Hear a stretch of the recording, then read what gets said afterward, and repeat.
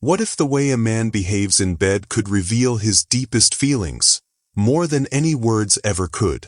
Carl Jung, the legendary psychologist, believed that true love isn't just spoken, it's unconsciously expressed through intimacy. The way a man holds you, looks at you, or even breathes with you in those vulnerable moments can expose what's really in his heart. So how do you know if it's more than just physical?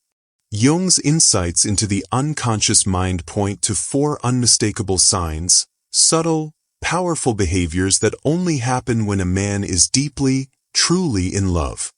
Jung taught us that love isn't just an emotion, it's a merging of souls, where raw, unfiltered instincts rise to the surface. When a man is emotionally bonded, his body and mind reveal truths he might not even realize himself. Today, we're uncovering 4 intimate acts that, according to Jungian psychology, prove his love runs far deeper than attraction. These aren't just habits, they're unconscious rituals of devotion. And by the end of this, you'll know exactly what to look for. Number 1. Deep eye contact during intimacy.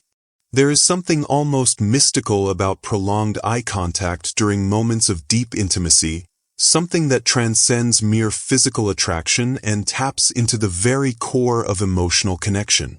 Carl Jung often referred to the eyes as the windows to the soul, and for good reason. In his exploration of the unconscious, Jung recognized that the gaze is one of the few involuntary gateways to a person's innermost self. Unlike words, which can be carefully chosen or even deceptive, the eyes reveal truths that the mind may not yet be ready to acknowledge.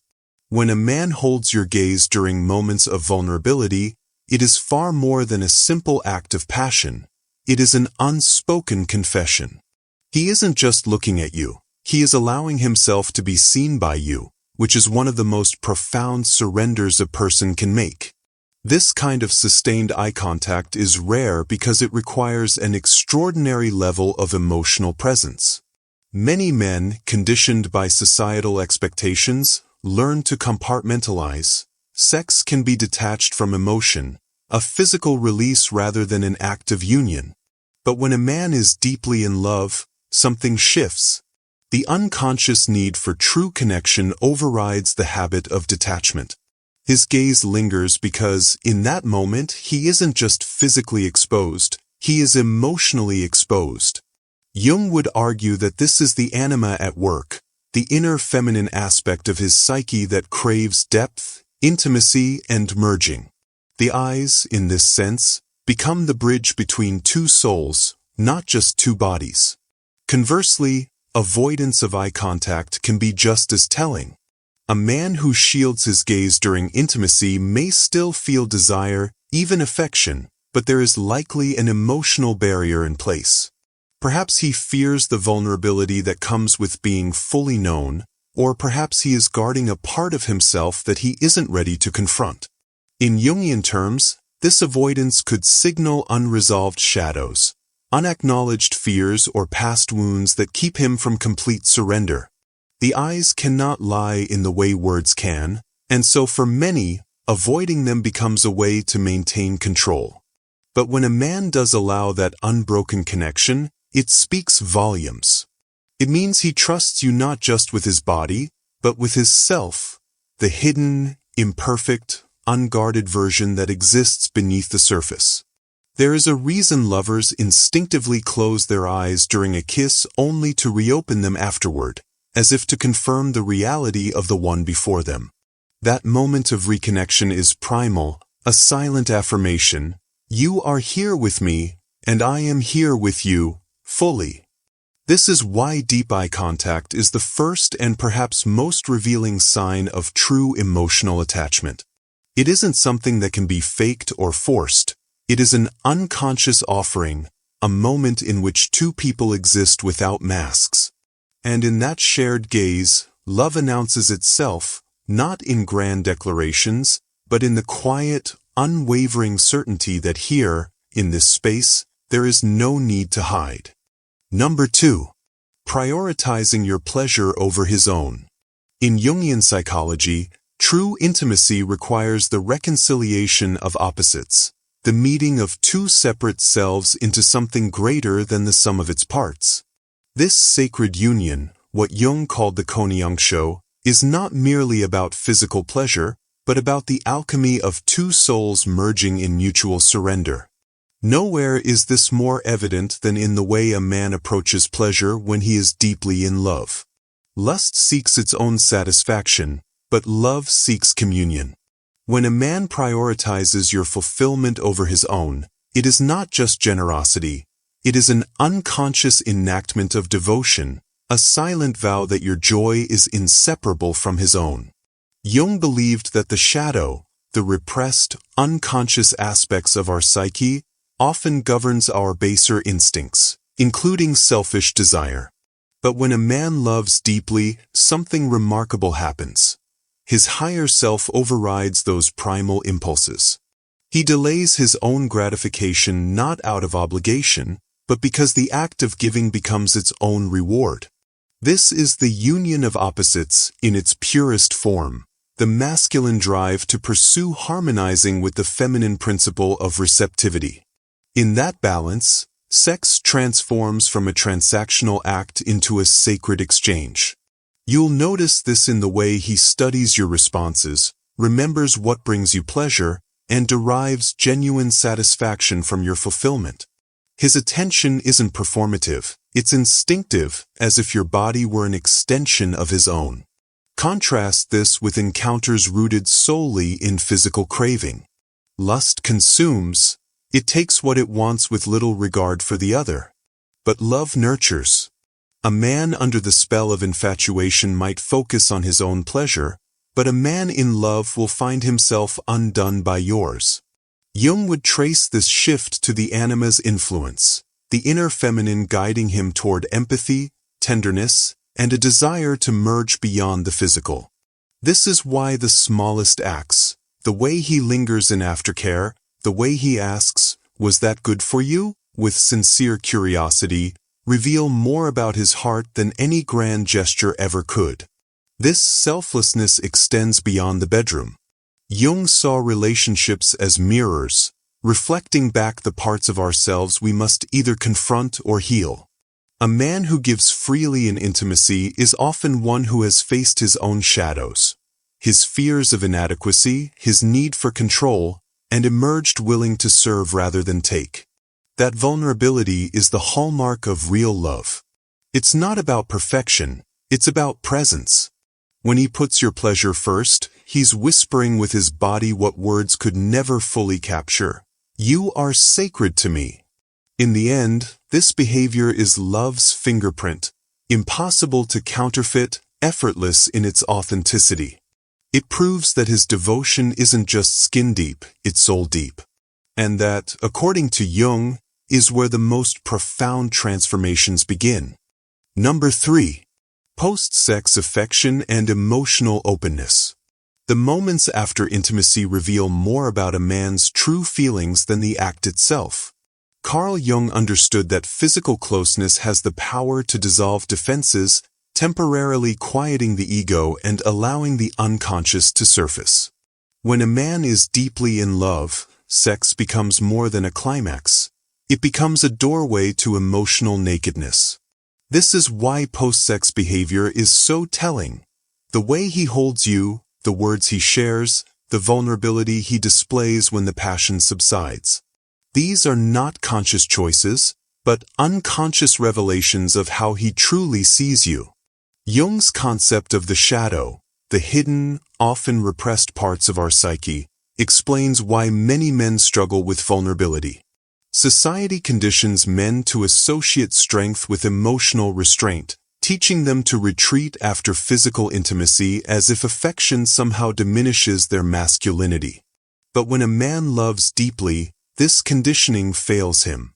His shadow, the wounded, sensitive self he typically keeps guarded, emerges without his permission.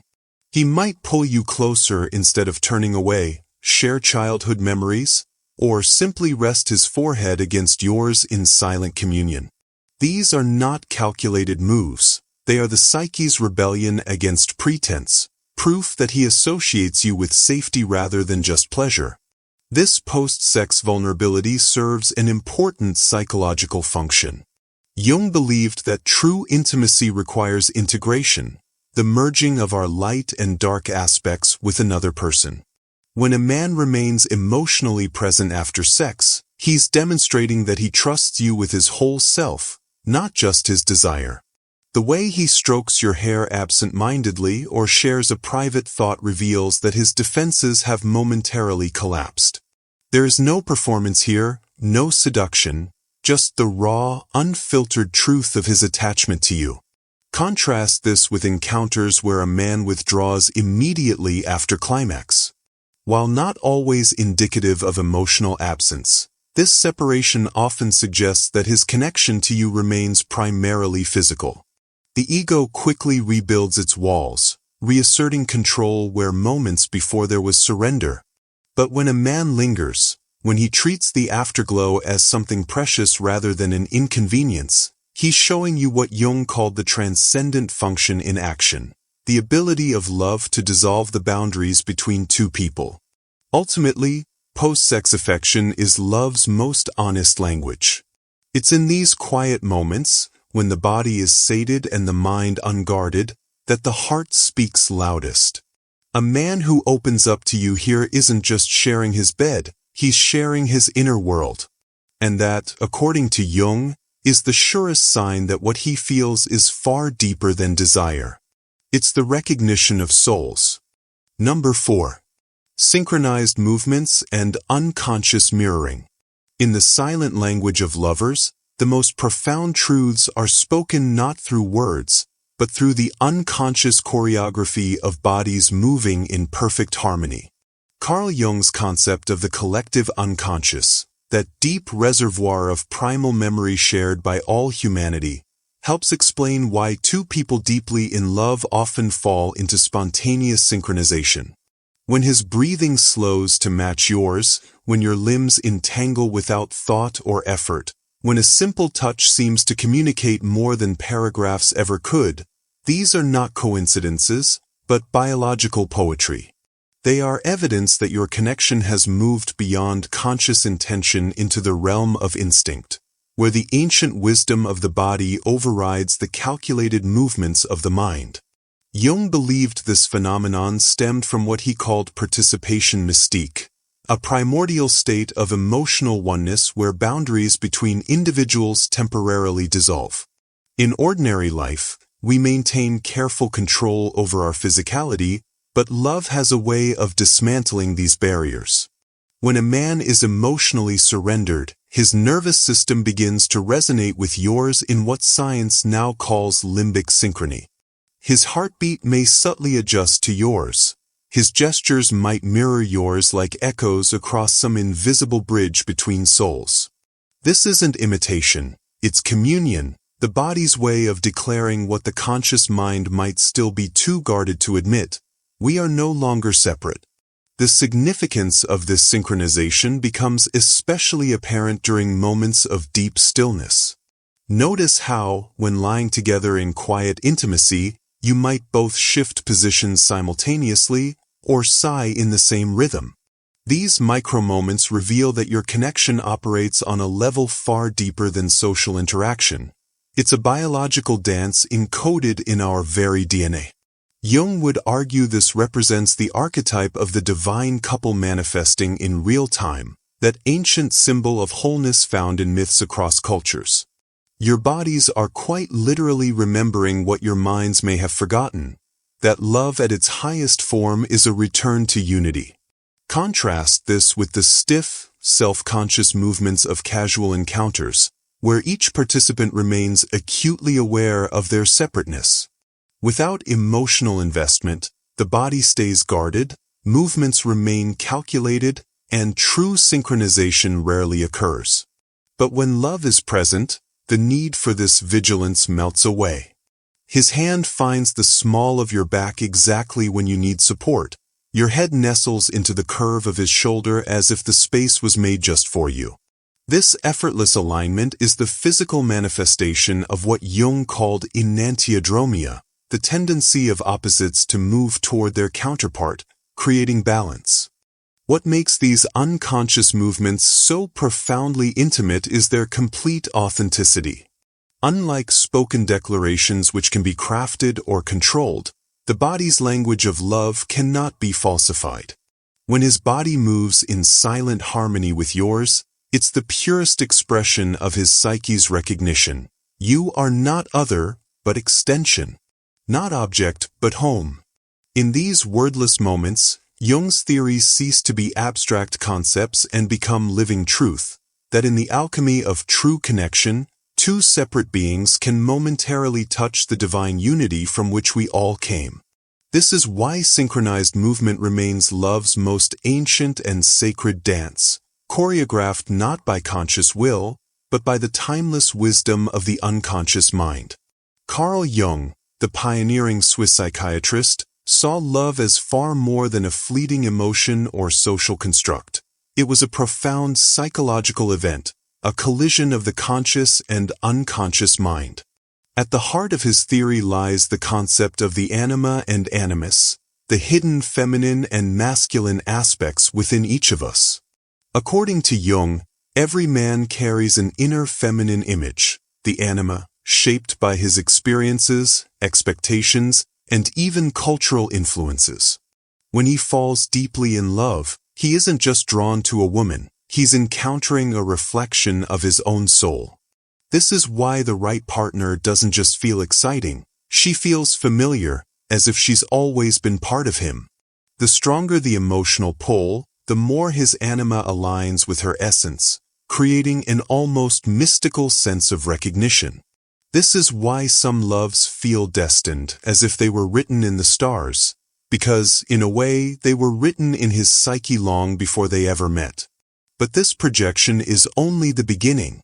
True intimacy, in Jung's view, requires something far more vulnerable, the willingness to lower the masks we wear in daily life. Most men are conditioned to suppress their sensitivity, to armor themselves against judgment. Yet when a man is deeply in love, something shifts. The unconscious mind, the vast, hidden part of us that stores instincts, fears, and desires, begins to override his defenses. He doesn't just want to be close, he needs it at a primal level. This is why you'll notice subtle but unmistakable shifts in his behavior when he's emotionally bonded. He might share childhood memories without prompting, or his body language might soften in ways he can't control. These aren't calculated choices, they're involuntary surrenders to the depth of his connection. Jung also believed that the unconscious speaks most clearly in moments of intimacy, not just through words, but through symbols, sensations, and instinctive actions. Think of the way lovers synchronize their breathing, or how a man's touch becomes almost reverent when his emotions are fully engaged. These aren't just romantic gestures, they're manifestations of the unconscious mind weaving two people together. In Jungian terms, love is alchemy. It transforms the base metal of physical attraction into the gold of spiritual union. And when a man is truly in love, his unconscious will betray him in the most beautiful ways. So how does this hidden psychology reveal itself in the bedroom? The answer lies in 4 unmistakable behaviors, acts so intimate, so revealing, that they bypass the conscious mind entirely. These aren't tricks or learned techniques, they're the raw, unfiltered language of a man's heart. Now, let's dive into the 4 intimate behaviors that expose his true feelings. These 4 unconscious behaviors, deep eye contact, selfless giving, post-sex vulnerability, and synchronized movement, form the silent language of a man's devotion. Carl Jung's wisdom reminds us that love is never just an emotion, it's an embodied truth, written in the unguarded moments between two people. If your partner does these things, you're not just sharing a physical connection, you're sharing a psychological and spiritual bond that transcends the ordinary. So now we turn it over to you. Does your partner show these signs of deep love? Have you noticed other unconscious behaviors that reveal his true feelings? Share your experiences in the comments below. We'd love to hear your stories and insights. If this exploration of love through Jung's lens resonated with you, don't forget to like and subscribe for more psychology-driven relationship wisdom. Want to go deeper? Let us know if you'd like our next video to uncover Jung's red flags in relationships, the hidden psychological warnings that reveal when a connection may be unhealthy or unfulfilling. Until then, remember, the body never lies about love. Pay attention to what's whispered beneath the words, and you'll always know where you truly stand.